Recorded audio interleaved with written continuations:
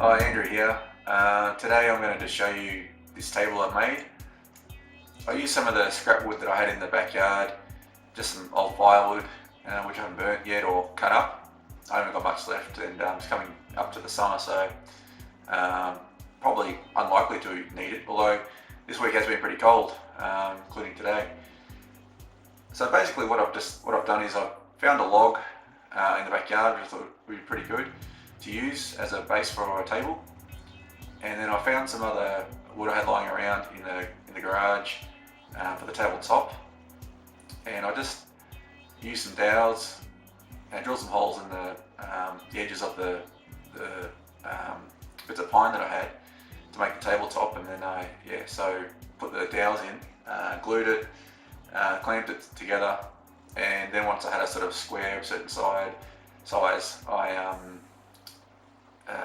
cut out a circle very roughly, and I want it to all be fairly rough.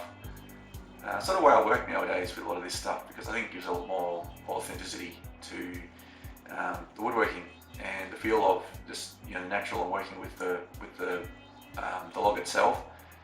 Once I did actually put the tabletop on the stump, I found that it was a bit top heavy. I had to try and work out a way to sort of level it too.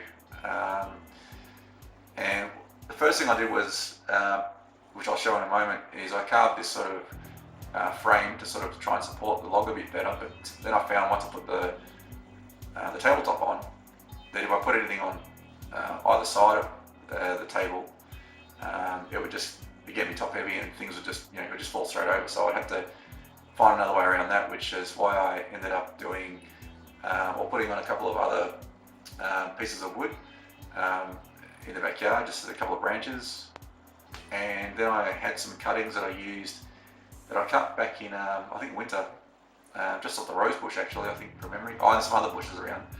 And I just thought, when I was looking at the garden one day, I thought, well, I might as well use some of that, sort of add a bit of effect to the table.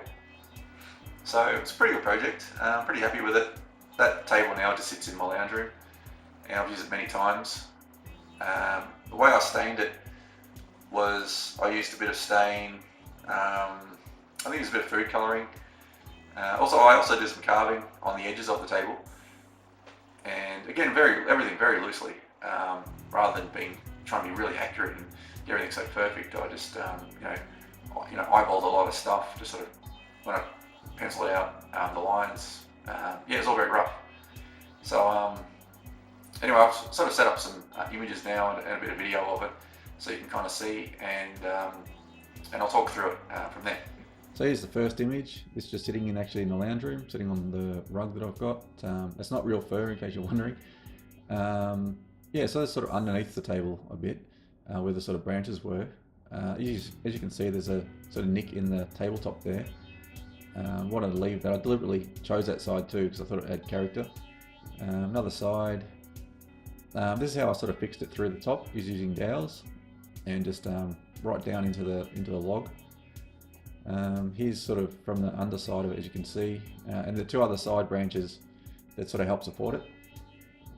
Here I'm obviously going under there to have a look, so you can kind of see a bit how the twigs are sort of coming out there, and there was a bit more with the branches initially, but a lot of that sort of fell off, and it was sort of loosely in place anyway.